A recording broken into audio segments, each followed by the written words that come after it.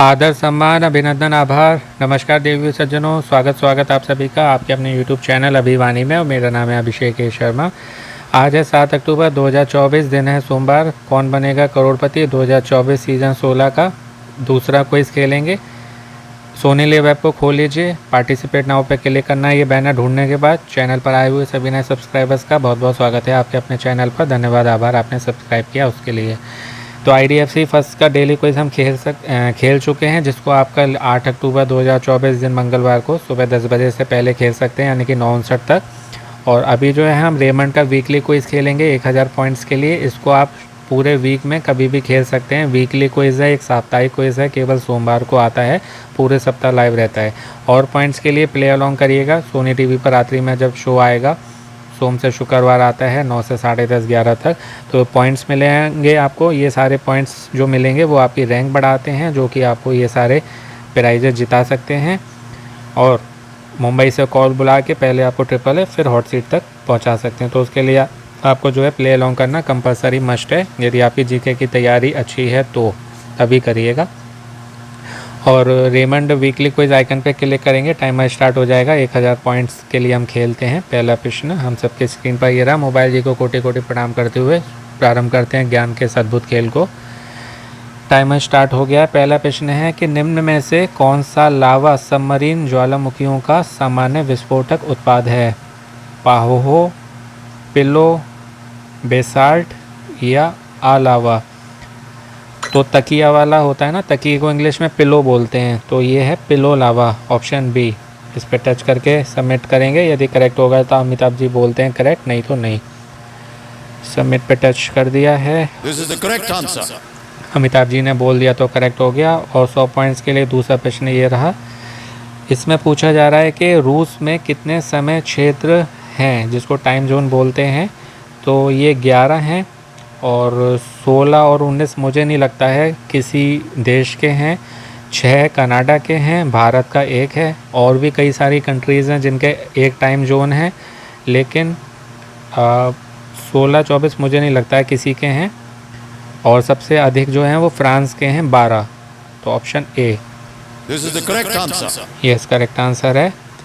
और 100 पॉइंट्स के लिए अगला प्रश्न ये रहा। इसमें पूछा जा रहा है कि कौन सा संस्थान बैंकों के लिए रुपए के व्यापार को तेज़ी से आगे बढ़ाने में मदद करने के लिए SOP जारी करने वाला है? वाणिज्यिक बैंक, बॉम्बे स्टॉक एक्सचेंज, ये तो शेयर से जुड़ा हुआ, ये नहीं होगा। भारतीय रिजर्व बैंक या नेशनल स्टॉक एक्सचेंज, ये भी शेयर से जुड़ा हुआ, ये भी नहीं होगा। तो ये RBI होता है, reserve bank of India.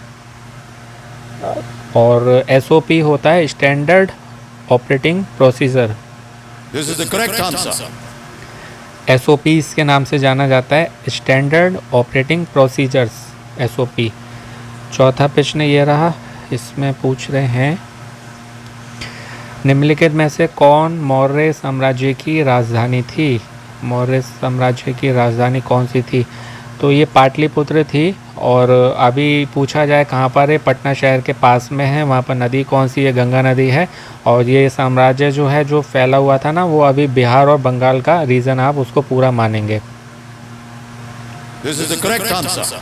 Chandragupta Maurya साम्राज्य की स्थापना की थी इन्होंने। चंद्रगुप्त मौर्य ने 322 ईसा पूर्व में 322। और ये साम्राज्य जो इनका रहा है वो 321 से 185 ईसा पूर्व तक आता, 321 to 185। अगला प्रश्न ये रहा पांचवा। इसमें क्या पूछ रहे हैं, किस स्थान को सफ़ेद हाथियों की भूमि के रूप में जाना जाता है?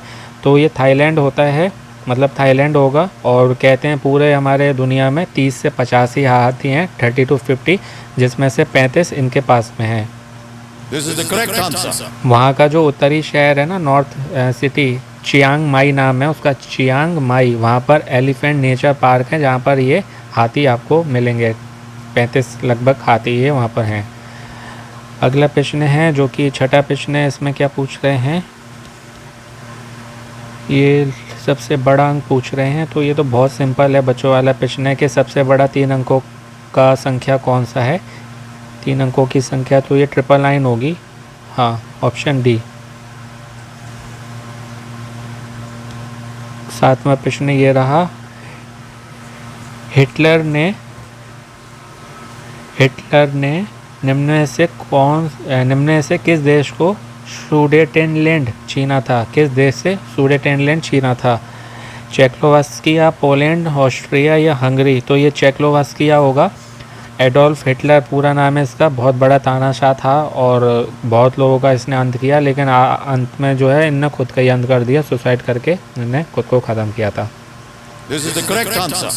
सबसे बड़े कायर लोग होते हैं जो सुसाइड करते हैं, सबसे बड़ा कायर था बनता था बहुत हिटलर, और देखिए कैसा इसका अंत हुआ। अगला है कि क्रिस्टोफर कोलंबस ने अमेरिका की खोज किस वर्ष की थी? क्रिस्टोफर कोलंबस ने अमेरिका की खोज, तो ऑप्शन सी होना चाहिए।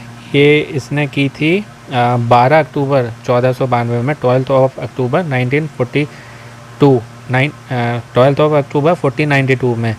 स्पेन का राजा था फर्डिनेंड, उसने कहा था कि जाओ खोज करो, तो 4 महीने की यात्रा पर निकला था। This is the correct answer. और इसके बाद 3 और खोज की थी, उसके बारे में वीडियो के लास्ट में बताऊंगा आपको। अगला प्रश्न है, ये है कंप्यूटर से जुड़ा हुआ प्रश्न है। इसमें पूछा जा रहा है, कंप्यूटर प्रोसेस की बात हो रही है कि कंप्यूटर द्वारा डेटा को प्रोसेस करने के लिए कौन सी भाषा का उपयोग किया जाता है? फ्रेंच, बाइनरी कोड, अंग्रेजी या स्पेनिश? तो ये भी बहुत सिंपल है, बाइनरी भाषा होती है। बाइनरी कोड जो होते हैं ना, वो सिर्फ 2 होते हैं, बहुत आपको आश्चर्य होगा, केवल 2 कोड पे चलता है ये, 0 और 1, जिसको on off This is the correct answer. On off कहेंगे, यानी कि 0 और 1 जो है ऑन ऑफ को रिप्रेजेंट करते हैं, प्रतिनिधित्व इसका करते हैं। पूरा कंप्यूटर केवल 0-1 पे चलता है, सोचिए। 10वां अंतिम प्रश्न ये रहा। इसमें पूछा जा रहा है कि अमेरिकी राष्ट्रीय ध्वज पर या अमेरिकी ध्वज पर कितनी धारियां हैं? तो ये ऑप्शन डी होगा 13। 50 तारे पूछा जाए, तारे कितने हैं? तो 50 तारे हैं, जो कि रिप्रेजेंट करते हैं किसको? 50 अमेरिकन स्टेट्स को, 50 अमेरिकी राज्य को, 50। और ये कॉलोनीज़ हैं 13, This is the correct answer. जिनको ब्रिटिश कॉलोनी बोला जाता है। 13 ब्रिटिश कॉलोनियाँ हैं। ये क्या दर्शाती हैं? ये दर्शाती हैं इनको जो स्वतंत्रता मिली थी, किससे मिली थी? ग्रेट ब्रिटेन से। अमेरिका का जो क्रांतिकारी युद्ध हुआ था उसमें इनको ग्रेट ब्रिटेन से स्वतंत्रता मिली थी। तो वो 13 कॉलोनियाँ, 13 स्टार्स जो हैं वो रिप्रेजेंट करती हैं 13 ब्रिटिश कॉलोनीज़ को। तो ये याद रखिएगा, 50 स्टार्स 30 कॉलोनी, 13। तो आपको क्रिस्टोफर कोलंबस के बारे में बता रहा था। तो 4 महीने की यात्रा के बाद जब इसने एक छोटे से द्वीप पर कदम रखा था, बहामास नाम है, आपने सुना होगा बहामास। तो वहाँ के जो लोग थे उन्होंने उसको कहा था गुआना हानी, ये कहा था नाम। और कोलंबस ने इसको नाम बदल के कहा था सैन साल्वाडोर, जो अभी आप सुनते हैं ना सैन साल्वाडोर, उसका पहले का नाम। या गुआना हानी किसका नाम है? तो सैन साल्वाडोर। और उसके बाद मैंने आपको बताया था कि 3 बार और मतलब इसने यात्राएं की थी अमेरिका की। तो आप कह सकते हैं कुल 4 यात्रा हुई। 1492 में पहली थी, अगली थी 1493 में, फिर 1498 में, फिर 1502 में। 1492, देन 1493, 1498 और 1502। 1493 में जो थी वो लेज़र एंटीलीज़ की थी, लेज़र एंटीलीज़।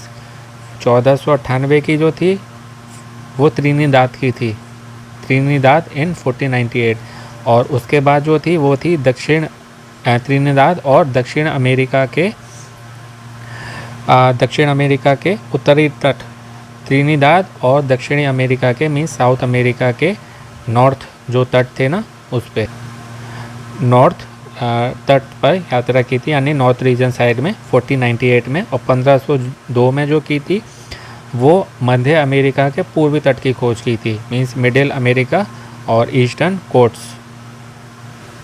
तो ये ईयर याद कीजिएगा एक सीरीज़ में 1492, 93, 98 और 1502, 1493, 1492, 93, 98 और 1502।